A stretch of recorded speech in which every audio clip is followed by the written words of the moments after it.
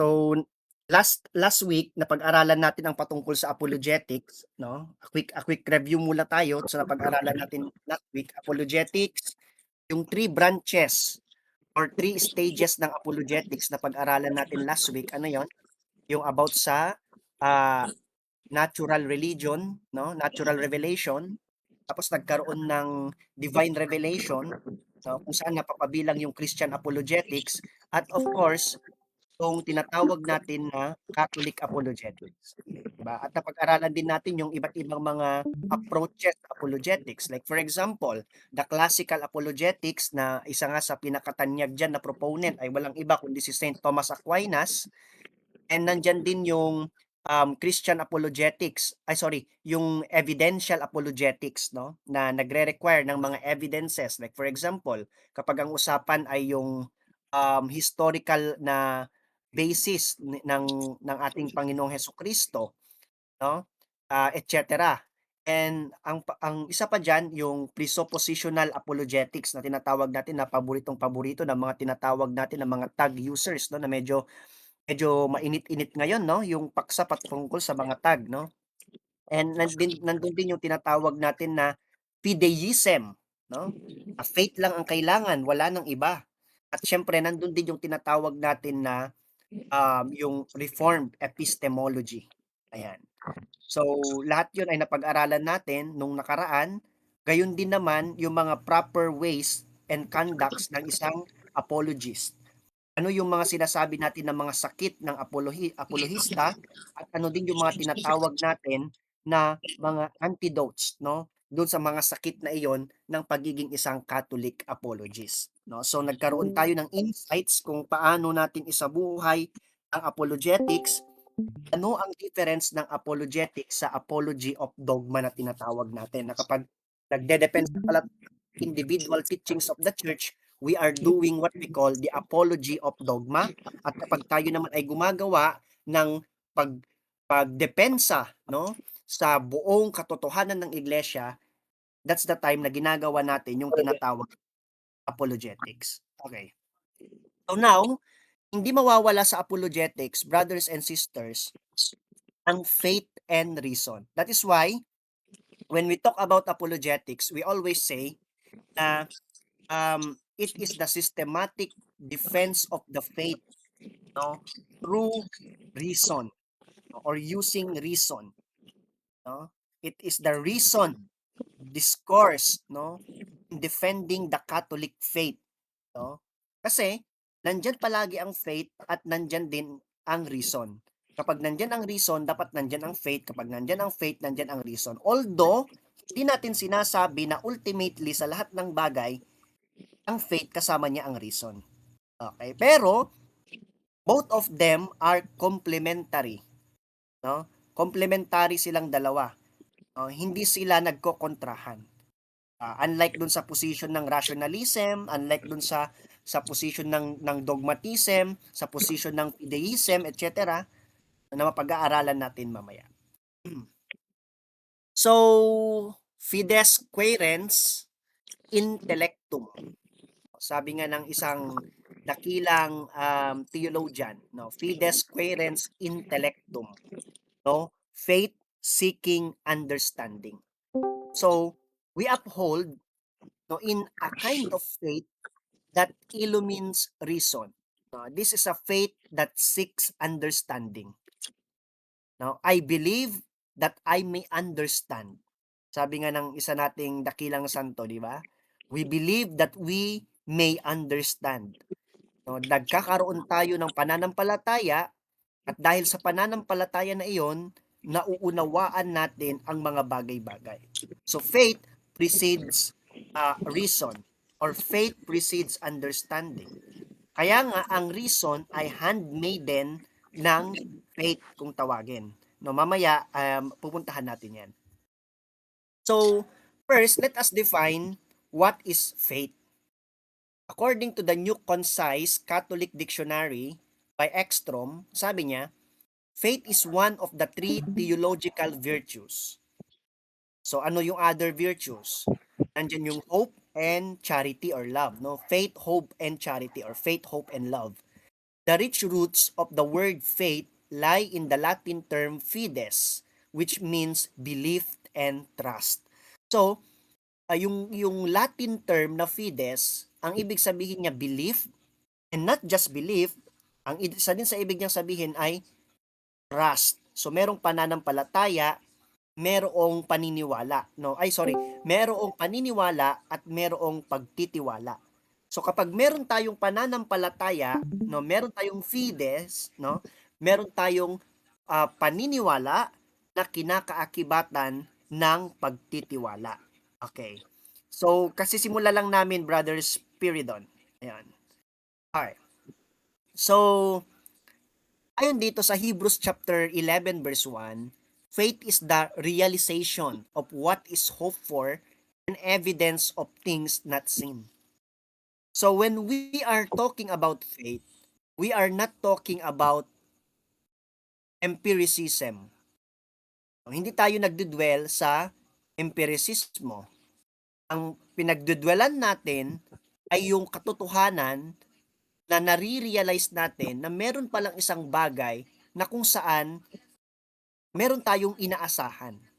So faith is the realization of what is hoped for and evidence of things not seen. So even though we cannot see, no, even though hindi natin nakikita yung isang bagay, iPads, no, naniniwala tayo. Bakit tayo naniniwala? Kasi tayo ay nagtitiwala. No, meron tayong paniniwala and at the same time, meron din tayong pagtitiwala doon sa bagay na iyon. Okay? Yan yung sinasabi sa atin sa Hebrews chapter 11 verse 1. And another one, according to the Catechism, the New Saint Joseph Baltimore Catechism, yung iba kasi, sa Baltimore Catechism, no? So, yung questions po, mamaya po after ng lecture. Ayan. Because lecture po kasi siya. Okay. Sabi dito, sa question, what is faith? Answer. Faith is a divine virtue by which we firmly believe the truth which God has revealed. So, faith is not just parang action. No? Faith is not just a word. No? It is a divine virtue. Yung iba naman, theological virtue. No? Pero dito parang mas maganda yung sinabi. Hi, Zays. Sabi dito, it's a divine virtue by which we firmly believe. Hindi lang basta believe, we firmly believe Dapat malakas yung ating paniniwala at pananampalataya. The truth which God has revealed. Hindi bastang truth ang pinag-uusapan dito. Ang pinag-uusapan natin dito, yung mga katotohanan na inireveal sa atin ng Diyos. Yun yung tinatawag natin na divine revelation. At tayo ay nagkakaroon ng tinatawag na assent, no? A-S-S-E-N-T. No? We assent, no? That revelation na ibinigay sa atin ng Diyos. So, ang kabaliktaran niyan, dissent. Kaya nga kapag merong theologian na iba yung tinuturo, na lumilihis siya doon sa itinuturo ng simbahan, ang tawag sa kanya ay dissenting theologian. Okay? Are you a dissenting theologian? Are you a dissenting apologist? Are you a dissenting Catholic? Parang ganon. Ang kabaliktaran kasi ng dissent ay yung assent. No? So, kapag meron tayong tinanggap na katotohanan, ang tawag natin doon ay assent. No? Kapag tayo ay lumilihis doon sa katotohanan na iyon, ang tawag naman natin doon ay dissent. Okay? So what are the object of faith? Or what are the object of faith, no? And ano yung kaibahan niya naman sa act of faith? No? So in faith, meron tayong object of faith and meron tayong act of faith, no? Sa object of faith, ang sabi dito, all the things believe, lahat ng bagay na pinaniniwalaan natin, no, sa pananampalataya, no? It is expressed in propositions. No? Everything we believe are expressed in propositions. And these propositions can also be a challenge, no? It's a challenge siya ng mga ayaw maniwala or can be questioned, no? So, propositions are not expression of the act of believing, but expressions of the content believed. kung ano yung ekspresyon na nakukuha natin at nade-derive natin dun sa mga laman ng pananampalataya natin, ano yung mga tinataglay ng pananampalataya natin, those are expressed in propositions. These are the maps or structure of faith. Nagsisilbi yung mga gabay sa atin ng ating pananampalataya. And God is the real existing object of faith. Ultimately, ang object ng ating faith ay talagang nag-iisa lamang. Ito ay walang iba kundi ang ating Panginoong Diyos. This is the ultimate, the real, no, the ontological existing object of faith, no, is no other than God Himself. Okay.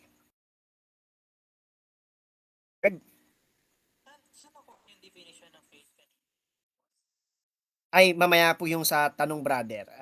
Sa turo po ng simbahan namin. Yan. Okay. Opo. Based po siya sa Bible, no, sa Hebrews chapter 11 verse 1. So, kung meron tayong object of faith, meron naman tayong tinatawag na act of faith. So, an act of faith is more than merely an act of belief. Hindi lang siya basta act of belief, no? So, mas mataas siya doon kasi kapag sinabi nating belief, lahat pwede nating ipasok diyan eh. At kapag sinabi nating faith, parang kumbaga merong higher na bagay, no? Kaysa doon sa mere belief kumbaga, no? So these are the at least 4 dimensions of religious faith. Tandaan natin religious faith yung pinag-uusapan natin mga kapatid, no?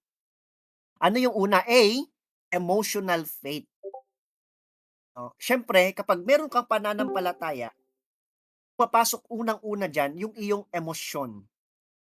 Yung pananampalatayang dumadaloy pamamagitan ng iyong emosyon, no?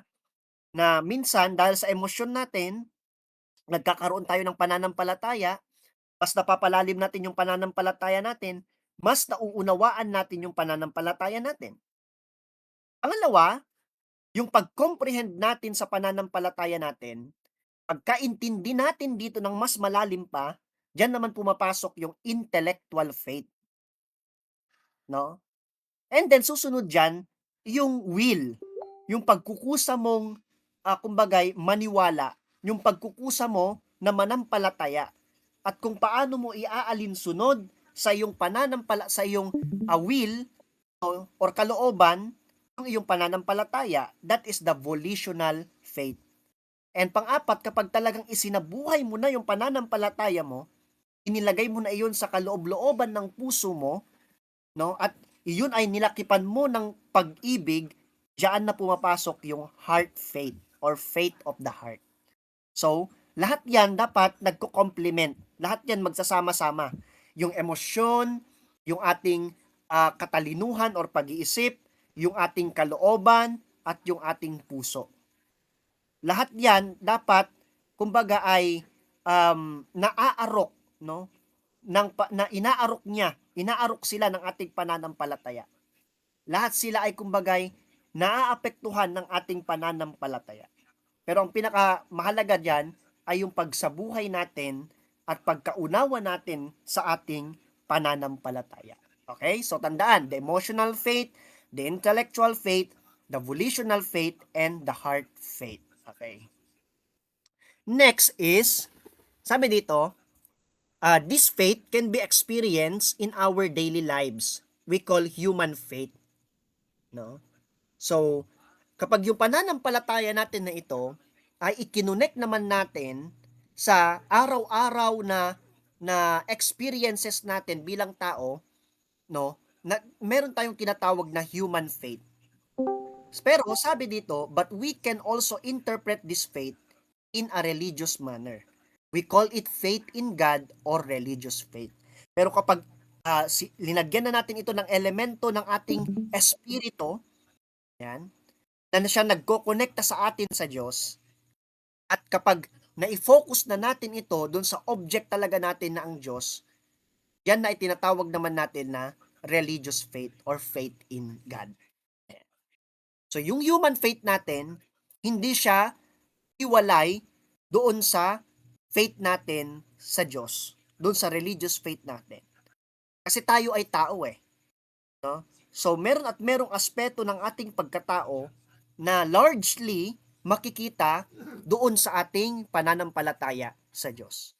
Kapag inalis mo yung pagiging tao natin doon sa pananampalataya natin, hindi na yan masasabing pananampalataya ng isang tunay na tao. So ano ka? 'Di ba? Hindi na totoo yung pananampalataya mo pag inalis mo yung aspeto. 'Di ba? Ka alien ka, 'di ba? Etc. Titan. And then faith is a human act. Okay? What is a human act again? Sino pa nakakaalala dito sa mga KOSJM? Ako. Sige, what is a human act? Human act is an act that uses an conscience. Okay. Very good, no? It utilizes the conscience, no? What is ano naman? What is the act of man? Naalala mo pa act of man? Yes. Yes, Ito what is naman it?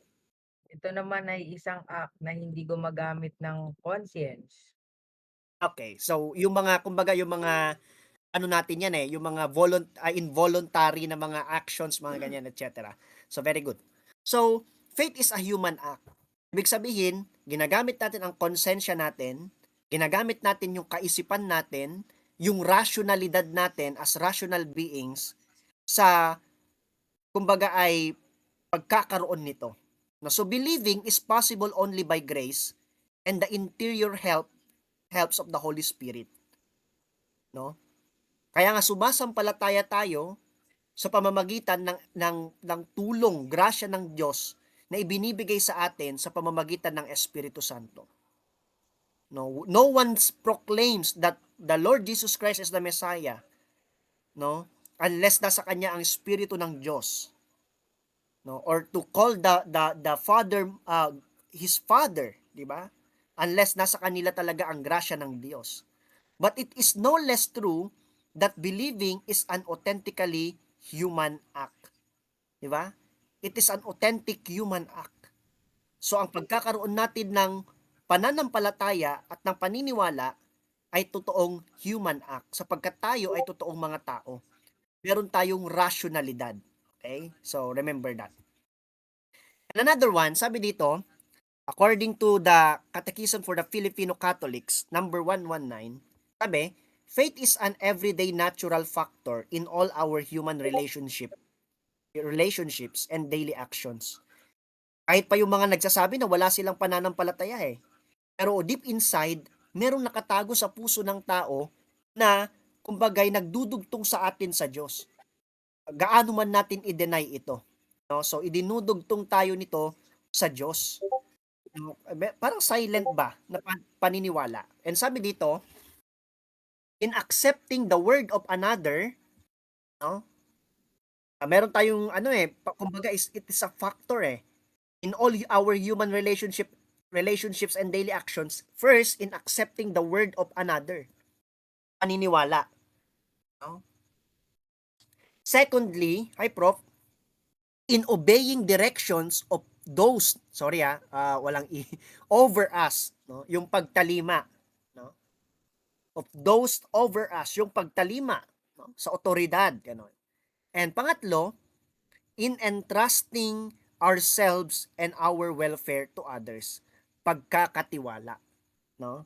So, kumbaga, meron tayong paniniwala, meron tayong pagtalima, at meron tayong pagkakatiwala or pagtitiwala or ipinagkakatiwala natin.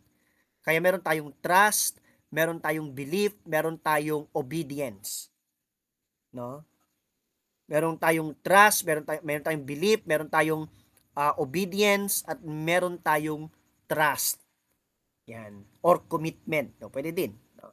Kapag meron, yan yung tatlong bumubuo sa ating, kumbaga, pananampalataya as human act. Okay. And sabi dito ni Pope Benedict XVI, sa kanyang lecture, no, yung kanyang message for the World Youth Day, August 6, 2010, sabi niya, Christian faith is not only a matter of believing that certain things are true, but above all, a personal relationship with Jesus Christ. Naniniwala din pala tayo sa personal relationship, no, with Jesus Christ, no? It is an encounter with the Son. Ayan, aprop, no? It is an encounter with the Son of God that gives new energy to the whole of our existence. Yung kamay ni Ram, ganyan, di ba? Diba? Whole of our existence. When we enter into personal relationship with Him, kapag daw pumasok na tayo sa personal relationship with Him, meron ng isang obispo, very controversial yung kanyang ginamit na salita, pakikipag, di ba? Isang obispo na naging controversial kasi Old Tagalog yung kanyang ginamit na salita, ginagamit ng mga INC. When we enter into a personal relationship with Him, Christ reveals our true identity, and in friendship with Him, our life grows towards complete fulfillment. Nagkakaroon tayo ng fulfillment, no? Very intimate yung ating relasyon sa Panginoong Hesukristo, no?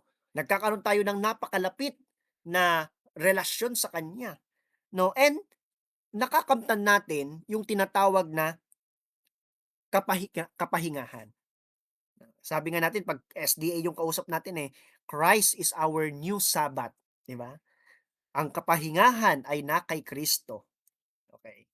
So, dapat ito ang napapanatili nating mga Kristiyano No, marami sa atin nakikipagdebate, marami sa atin nakikipag-argue, nagpapakilalang apologist, nagpapakilalang mga evangelist, pero very ano naman yung ating relasyon sa ating Panginoon, no? Lalo sa ating Panginoong Hesukristo, no? Very dry. Ayun ang dapat nating anuhin i-improve, no? Yung relationship natin sa ating Panginoong Hesukristo. Because our heart is restless until it finds rest in Him. And according to the Acts and Decrees of the Second Plenary Council of the Philippines, faith is a personal acceptance of the person of Christ as Lord and Savior. That's why if sinmasampalataya tayo na si Kristo ang ating a Lord and Savior, no? Ang ating Panginoon at tagapagligtas. It is a person's please come in, yung parang pinapapasok natin pagkakatok si Kristo sa ating mga puso. Tuloy po kayo to Christ, who stands at the door and knocks, according to Revelations chapter 3 verse 20. It is a coming to Jesus, a personal relationship with Him, to the Father, a decision to commit oneself to Him and to follow Him and His ways. Diba? To follow Him. If you love me, obey my commandments. If you love me, keep my commandments. Sabi ng ating Panginoong Hesukristo. No? And of course, His ways.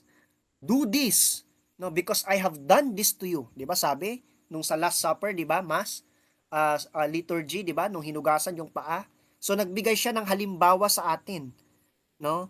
Tama yung sinasabi ni Prof, yung sinasabi natin kanina, napaunahan ko na nga Prof ascent, no, of faith. Meron tayong ascent na tinatawag sa pananampalataya natin.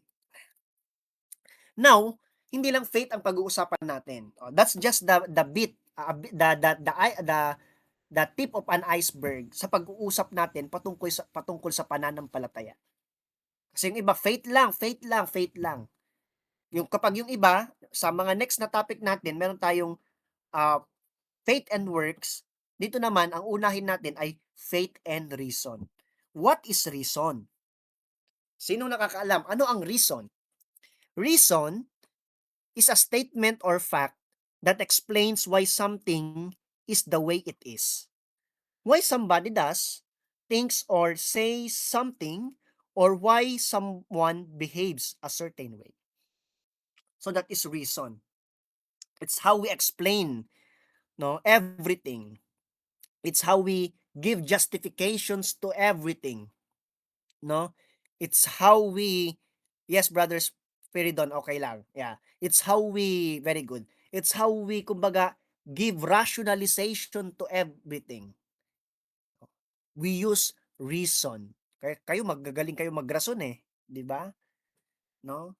Kaya nga ang KOSJM dapat magagaling magrason ng mga to di ba? Dapat magaling kayo magpalusot, Pero same ba ang pagre-reason out sa pagpapalusot?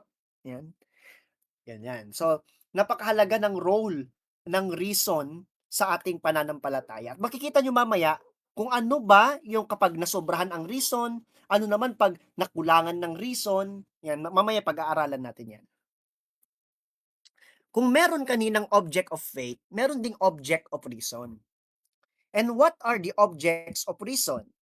All truths that can be A, understood. Of course, when we say can be understood by reason alone. Letter B, can be discovered by humans to be true, no? And letter C, can be proven logically.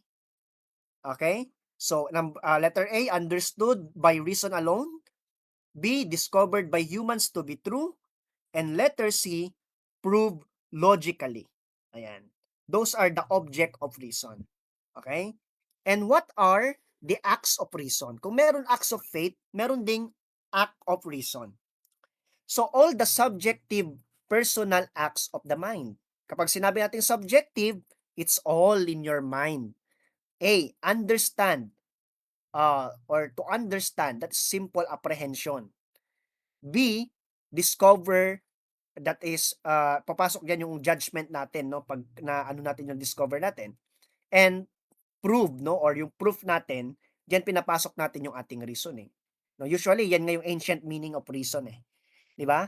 So that, yung mga bagay na yan, yan yung act of reason, no? Primarily, all the subjective personal acts of the mind are the act of reason. Okay. Next. Ayan. So, tinabulate natin. So, faith and reason. So, reason alone, reason plus faith in divine revelation, then sa understanding, what is, halimbawa, sa understanding, no, sa apprehension, diyan papasok yung tanong na mga bagay-bagay na binabato natin. What is a star made of? 'Di ba? Why is the universe so well ordered? Oh, kapag ito, papasok lang dito yung reason alone. 'Pag dito, pwede mong ipasok ang faith and revelation, parang gano'n. Tapos 'pag pag-uusapan yung God's plan to save us, et cetera. And then sa discovering naman, halimbawa, the Pluto exists, no?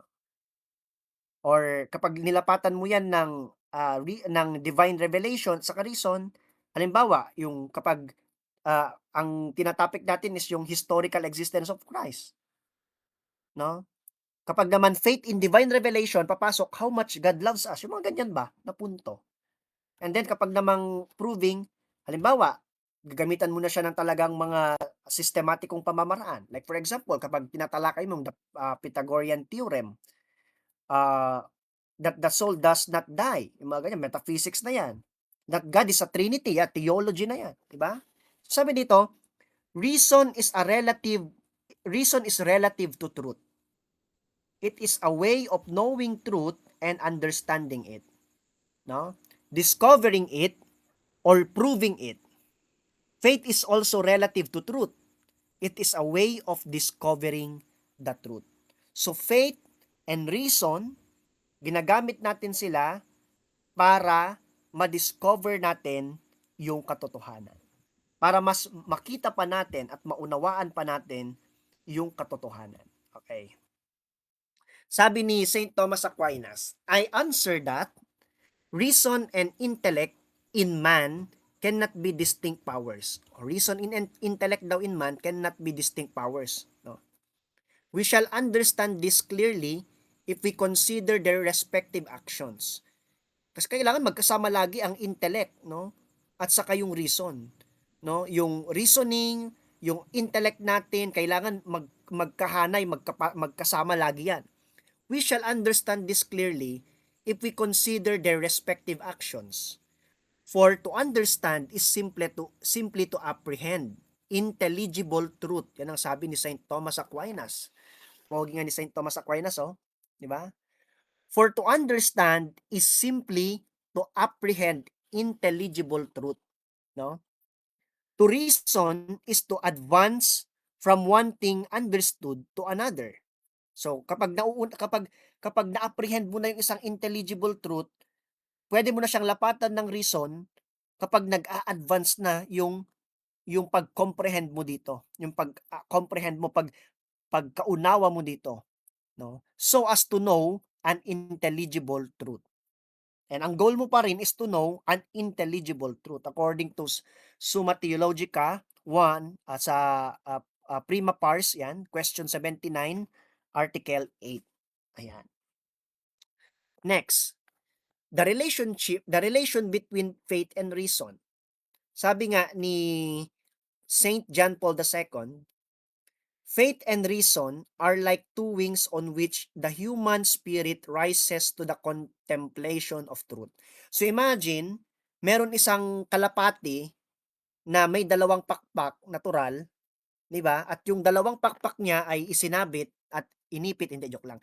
Yung isang pakpak niya ay patungkol sa faith, yung isang pakpak naman niya ay patungkol sa reason.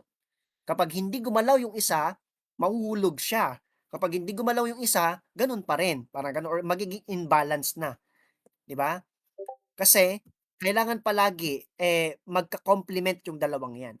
Faith and reason are like two wings on which the human spirit rises to contemplation of truth.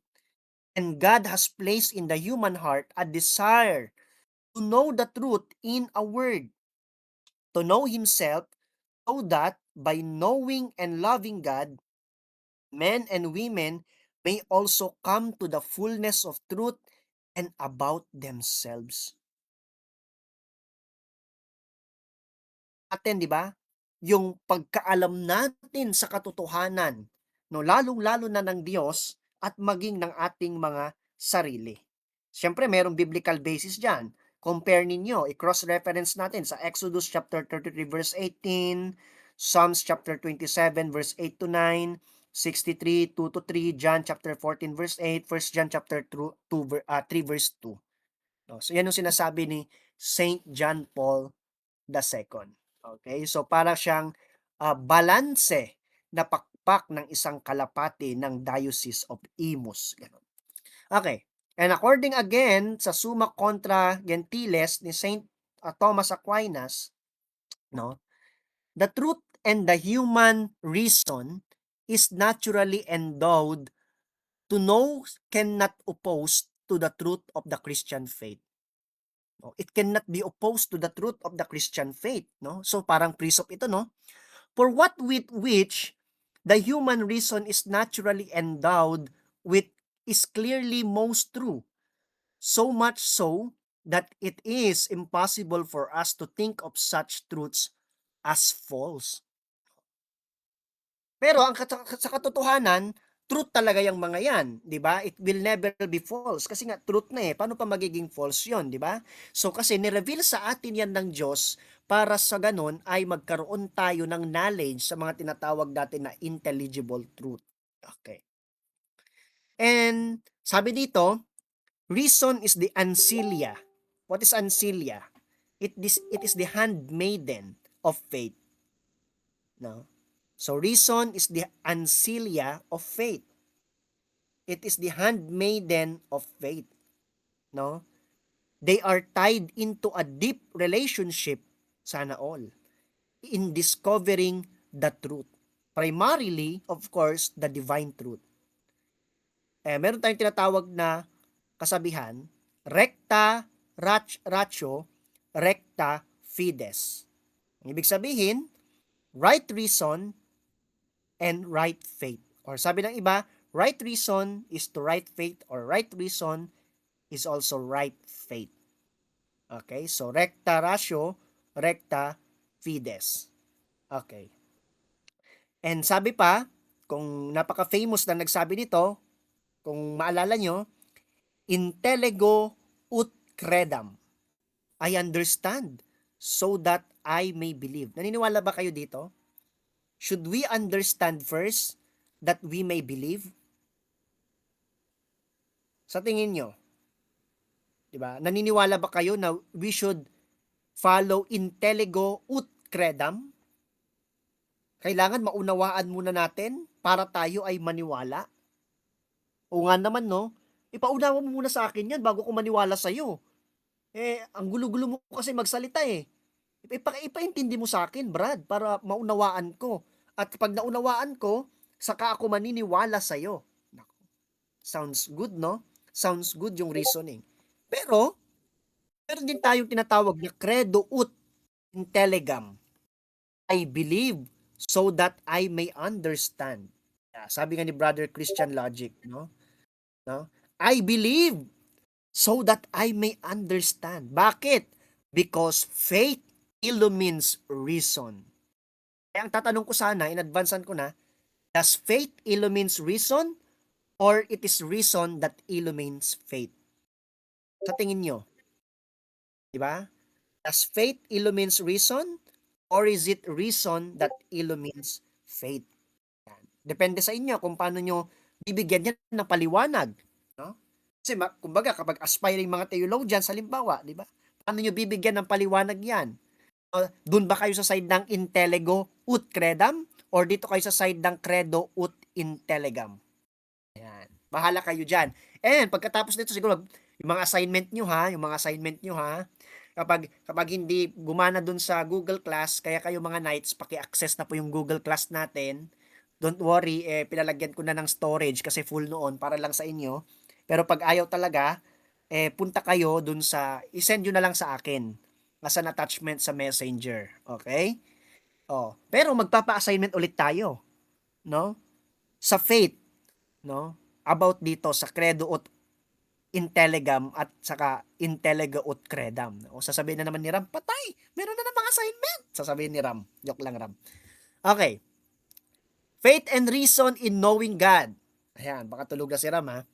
So, sabi dito, by reason, according to Professor Thomas Williams, no, of the University of Notre Dame, sabi niya sa kanyang book, by reason alone, we can know God. Do you believe in this? Even though there is no special revelation, we can know that there is one true God. Paano kaya yan? Diba? Kahit, naniniwala ba kayo na kahit nung hindi pa nagre-reveal ang Diyos kay Abraham, meron ng concept ang mga tao na merong iisang Diyos o merong Diyos? Sa tingin nyo? Sa tingin ko, di ba? Before divine revelation, meron ng tinatawag na natural revelation, di ba? Pinag-aralan natin yung natural revelation nung nakaraan. Ay di, natakel lang pala nabanggit lang pala natin. Pero sa lecture number 3, pag-aaralan natin ang natural revelation at saka religion. What is religion and what is natural revelation? So, baka bukas isasend ko yung advanced reading natin. So, by faith, also, we can know Christian doctrine. Kapag naman Christian doctrine, by faith naman tayo. No? Pag natural revelation, by reason. Pag Christian doctrine na or doctrines na, dogmatics na, kailangan na ng pananampalataya. Faith, we receive revelation and give our assent to it. This is for divine revelation. Okay? And all truth, sabi dito, is harmonious. If our faith and reason are correct, there will be no conflict between what faith tells us and reason tells us. Ang ganda, no? Ang ganda, di ba? Hindi gaya ng iba na, re-reject na natin yan. Encyclopedia, history, gawa-gawa lang yan. Paano kapag yung history mo kontra sa Biblia? Paano kapag yung encyclopedia mo kontra sa Biblia? Di ba? Iglesia ni Cristo, ganyan sila, di ba? Pati mga Muslim minsan. Di ba? Kaya ang sinabi ng Quran, tama kasi ito ang sinabi ng Quran. No need for your history, brother. No need for the evidence. Di ba? Kasi ang mahalaga lang daw, yun na. Diyan papasok ngayon yung dogmatism o kaya ay yung fideism na mapag-aaralan natin ngayon. Di ba? Okay. Yung iba kasi ayaw na. Puro encyclopedia. Kaya ang pinagkukunan ng Katoliko ng turo, encyclopedia eh. No, dapat ang tawag sa inyo, the Encyclopedia Church. Yan. Faith-seeking understanding, faith precedes, prepares, and enables reason. Without faith, human reason is wounded by sin and cannot fully grasp divine truth. Sabi nga ni San Agustin, faith is to believe what you do not yet see. The reward for this faith is to see what you believe. Ang ganda nung sinabi ni St. Augustine, no? no? Ano nung sinabi niya, no? Faith is to believe what you do not see yet, what you do not yet see. The reward for this faith is to see what you believe. Ayan. And sabi dito, harmony, not conflict. Faith and reason do not contradict each other. They are both gifts from God that work together to bring humans to truth. And reason confirms the faith. Kaya nga sa pananampalataya natin, mahirap tibagin kasi gumagamit din tayo ng reason. Gumagamit tayo ng evidence. Gumagamit tayo ng historical support. Gumagamit tayo ng philosophical na mga pagrarason, etc. Because they are complementary to our faith. They strengthen the faith, di ba? Once faith provides the foundation, reason explores, validates, and deepens that understanding. Napakaganda, no? So, parang complex process siya, no? But the two process are complementary. The role of authority naman, scripture and church authority guide the human intellect, of course, through the magisterium's interpretation, particularly for the faithful who are not yet strong in understanding. Okay, so pupunta tayo lahat dyan sa pagkaunawa ng kabuuan, di ba? Although kahit hindi dito, sabi nga sa 1 Corinthians chapter 13 verse 12 or 12 verse 13, baka napagpalit ko, sabi doon, no? Parang malabong salamin ang ating nakikita, di ba? Na ito ay magkakaroon din naman ng kalinawan, gaya ng lubos niyang pagkakilala sa atin, di ba? That is when we already see the beatific vision. Okay. So, the role of faith and reason in apologetics. Ito talaga, no? So ngayon, ang title ng ating talk is In the Lens of Apologetics. Faith and Reason in the Lens of Apologetics. Ito yung, kumbaga yung nung karaan, Apologetics 101, ito Apologetics 102. So, sabi dito, complementary nature. Faith and reason cannot contradict each other as both originate from God, the source of all truth. Reason prepares the way for faith by showing it is not irrational, while faith elevates reason. That's why when we use apologetics, we utilize both faith and reason.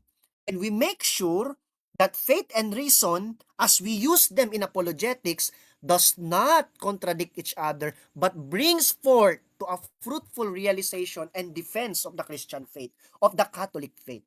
Okay? Diba? Yes, brother, Christian logic. Faith elevates reason. No, diba?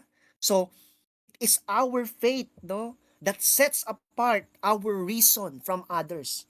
It elevates our understanding of the world that God has left His traces, sabi sa Romans chapter 1 verse 19 to 20.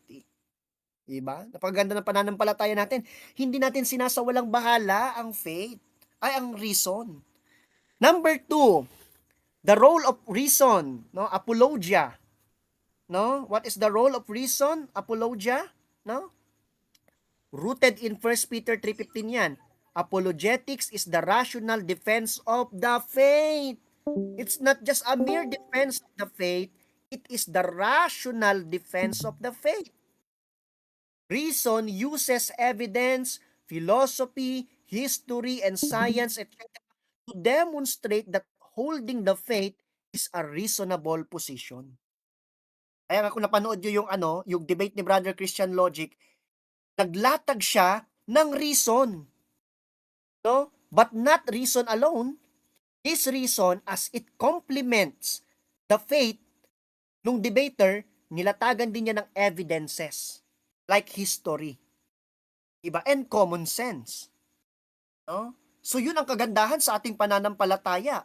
And I hope na tayo, no, na nag-apologetic, especially sa KUSJM, and sa mga kasama din natin pa sa iba't ibang gaya sa SPMS, no, sa magistrate, no, CFD, etc., no, matuto tayo na pahalagahan ang role ng reason at saka faith na together sila ay nagkakasundo. In a way na kahit hindi natin dapat baliktarin at o baluktutin. Diba? Tama, God reveals truth even in history, even in science. No? Kaya nga sa pagkakataon, halimbawa, kahit sa dogma of the Assumption of the Blessed Virgin Mary, pwede natin gamitin ng science, yung fetal microchimerism, di ba? Etc. Ayan. So mamaya po after ng lecture, meron po akong debate, no? Kay RJ. Hindi pa po ako nakakapag-review so baka masako na ako mamaya. Okay na lang 'yan. So role of faith. Ano naman ang role of faith? Faith is a theological virtue and a gift from God that allows believers to assent to truths that cannot be fully grasped by reason alone. Siguro I have 5 minutes to review mamaya, no? Yeah. So, 'di ba? Ito ay virtue na nagbibigay ng buhay sa ating reason because faith illumines reason. And every time we utilize faith, we use faith in our apologetics, we illuminate that reason we use to defend the same faith. Diba? So, does faith illumines reason or reason illumines faith? Ayan. Nasabi ko na kanina kasi no? Ayan. Okay. So, yung debate po namin sabi ko po 9:00. Ayan, matagal pa naman po 9:00.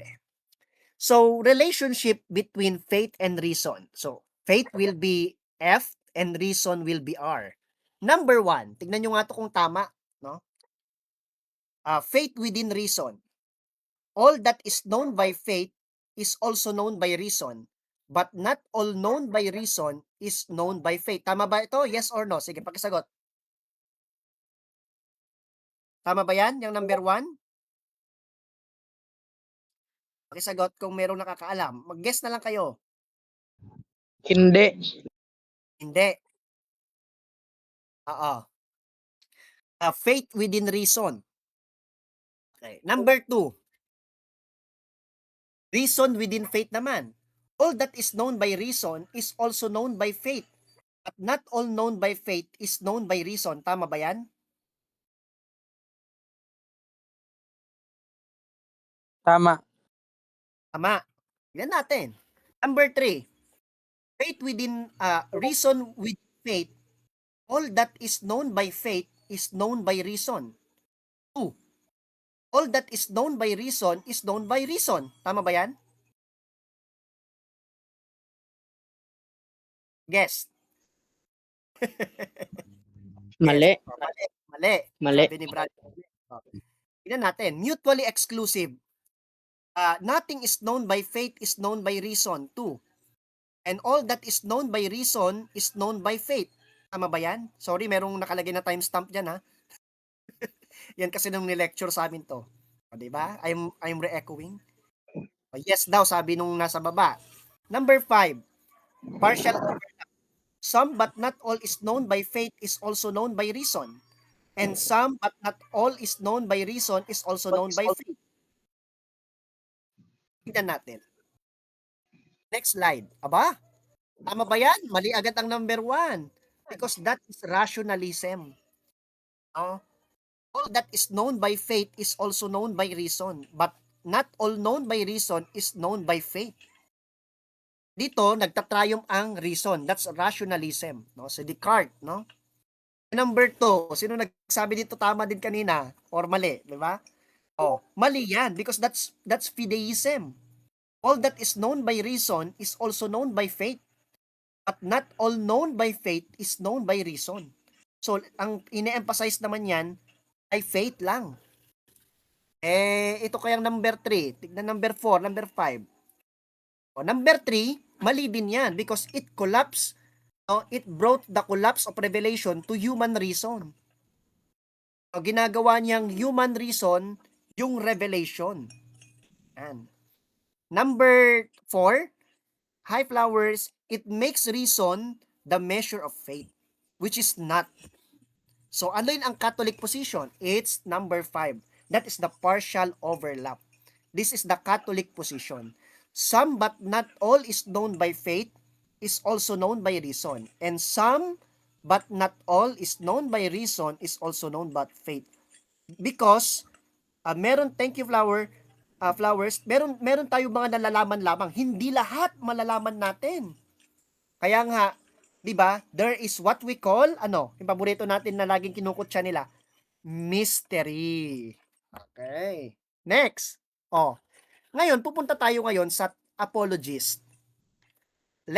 Proposition A, truths of faith and not of reason. Proposition B, truths of both faith and reason. And truths of C is truth of reason and not of faith. No, so ano ang task ng apologist? Ito po ang task natin. To prove all the propositions of class B and to answer all objections to the propositions of class A. So what are we going to do? To prove all truths, the truths of both faith and reason, and to answer all the objections to truth of faith and not of reason. Okay, nagets natin? So that is the task of an apologist. To prove all the propositions of class B and to answer all objections to the propositions of class A. Ayan. Challenges. For example, we have the Agrippa trilemma. Anong sinasabi sa atin ng Agrippa trilemma? Pinangalan kay Agrippa the Skeptic. Sabi nito, any belief must be justified by mahuhulog daw lahat ng paniniwala, mahuhulog daw yan sa tatlo lang. Kaya nga trilemma kapag dalawa, dilemma. No? Kapag senador, Laila de Lima. Number 1, infinite regress. Anong ibig sabihin ng infinite regress? Paatras ng paatras ng paatras ng paatras ng paatras na walang humpay, walang katapusan. No? Number 2, endless proof yun. Ay kasi ganito, ay kasi ganyan, kasi ganyan, ganyan, ganyan. Number 2, circular reasoning. No? Kaya nga sa mga pre-sop, meron silang tinatawag na vicious circularity at saka virtuous circularity. Pag-aaralan natin yan, don't worry. Pag tinalakay natin yung presuppositional apologetics. O, kala nyo meron din tayo niyan. Number 3, dogmatic assumption, dogmatism. Tinanggap mo lang yan. No, inadhere ko lang to kahit hindi ko pinaniniwalaan, kahit hindi ko naunawaan, tinanggap ko lang yan kasi takot ako, ganyan. No? Pero sabi, no, the Catholic Church responds by arguing that not all beliefs, kasi ito yung assignment nyo, di ba? Require inferential proof. Some truths are properly basic or self-evident. May mga, sabi ko, paborito nila yung mga mga absolute truth, di ba? In being grounded with reality. It also argues that faith is not blind and is supported by reason, evidence like miracles, history, and authority, no, like God and the magisterium. Number 2, fideism and rationalism, na natalakay natin kanina. Pag na-overemphasize ang pananampalataya more than reason, fideism. Pag na-overemphasize naman ang rationality over faith or ang reason over faith, no, hello brother Sek, that is rationalism. The Catholic Church responds to fideism with faith without reason becomes unstable and subjective, while arguing against rationalism by saying reason has limits, meaning we cannot fully grasp divine realities. Okay. And of course, alam na ninyo, skepticism, no, agnosticism, atheism, etc. Alam na natin yan. So we respond by utilizing different arguments under reason. Logical arguments, philosophical arguments, naturalistic arguments, etc. And so in understanding faith and reason, especially ng pananampalataya natin, meron tayong tinatawag na credibility, which is objective, and credentity, subjective. So yung credibility, yan ay sagot dun sa tanong na, is this believable or worthy of belief? Kapanipaniwala ba to? Worthy of belief ba to? Yes. Bakit? Kasi sinasabi sa atin ng credibility kung ano ang meron sa pananampalataya, kaya dapat mo itong paniwalaan. Like for example, yung patotoo. Ano yung patotoo na yun? Miracles, history, no, prophetic fulfillment, di ba? The authority, no? Yung katatagan ng church all throughout history against all our enemies. Those are under credibility. Kapag sinabi naman nating credentity, yan naman yung why do I believe? What moves me to assent? Nasa sarili mo yan. Ano yung meron sa'yo? Bakit ka na-move para maniwala sa mga bagay na sinasabi ng credibility? Kaya nga pag credibility, In other words, it is the light shining on an object so that you can see it. Credentity, it is the eyes being open to see the object illuminated by the light. So in apologetics, can prove, ito pakinggan nyo mabuti in apologetics, you can prove credibility, but you cannot force credentity. We always, nailagay natin yan sa ating puso at isip ng mga apologists. We can always prove credibility by utilizing reason, gaano man tayo kagaling, but we can never force credentity. We can never force someone to truly believe or assent with what we are saying, with what we are teaching. Ba? The reason is because faith is a rational act. We are not made as robots. No, may free will tayo. But also free and grace assisted assent. The end. So meron pa akong 10 minutes to review for my debate. So okay pa ba kayo, brothers and sisters? Ating naging lesson for today. So very short lang siya, no? So that is about our faith and reason. So wag muna kayo alis dyan, magpipicture lang ako. Ayan. For our documentary, no? So that is about our topic for tonight on faith and reason. Ayan. So naka-live din po tayo sa Magistrate, no? Naka-live din po tayo dito sa ating account. Ayan. So thank you very much po ulit. And again, nice ko pa sana mag-entertain ng questions, pero pag may questions po kayo, you can just ask me sa PM or dun sa mga KUSJM. I hope na meron kayong na-take note at naunawaan sa ating very simple na lecture tonight, and thank you, no, at nandito kayo. At doon sa mga iba na hindi nakarating kasi busy or nandito nanood na lang sa live natin, it's okay, no? I-extend ko yung assignment ninyo. Ayan. So thank you din sa support ng ating mga kapatid sa Magistrate, and of course sa SPMS, no, kung saan largely na kinuha natin yung ating ibang mga presentation. So thank you very much po. Nandito pala si Brother Bruno, ng ating newest member sa ating Magistrate. Hello Brother Egong, ayan. Sa lahat-lahat, no, nandito si Brother Espiridon, Kuya Mek, Bro Chris, Brother Juven, Brother Neo. Hindi pareho ata tong dalawang to no. Saka dito Brother Bench, yung mga nandito, si Grand Knight, no, si Ansky, si Ishmael, yung mga Master Knights natin, no, and Knights Associate natin. Thank you very much po, saka mga friends natin from outside. Ayan. Thank you very much po sa inyo, and this is your brother Nomina Sacra. Thank you brother Bro Nivrem, no? And I'll go ahead na pray for me for my debate later on dun sa viewerista. This is just a simple debate, pagbigyan ko lang naman si RJ.